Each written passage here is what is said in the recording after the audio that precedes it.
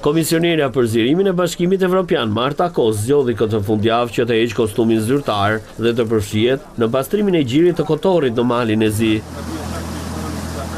Në krah të saj dhe kryeministri malazez Miloj Kospaj ishte shumë larg veshjes zyrtare.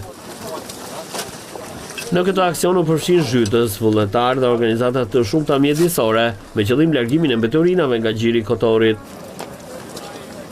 Ekipet të specializuara punuan paralelisht për të nxjerrë automjete dhe cisterna të fundosura në ujë. Komisionera Kosta se programi i pastrimit ishte një shembull simbolik i asaj se si duket integrimi evropian në praktikë.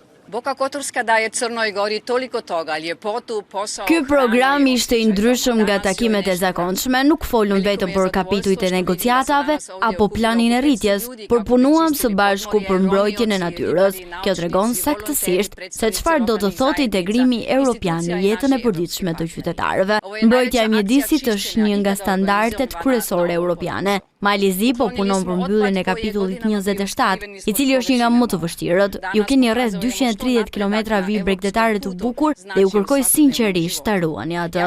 Mundësojini komuniteteve lokale dhe brezave të ardhshëm të jetojnë nga deti, por edhe së bashku me detin. Kjo është një pjesë e pasurisë kulturore, historike dhe natyrore e Malit të Zi. Jam i sigurt se edhe Europa do të fitojë shumë nga pranimi i Malit të Zi në Bashkimin Evropian.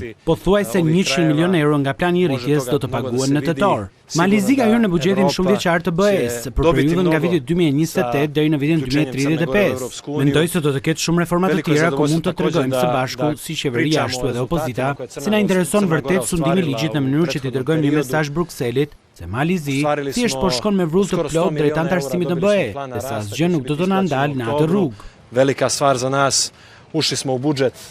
Kos përshëndeti veçanërisht marrëveshjen e arritur mes qeverisë dhe opozitës malazeze për reformat evropiane. Ajo ishte optimiste se Mali Zi mund të bëhet shteti antar i 28 i Bashkimit Evropian.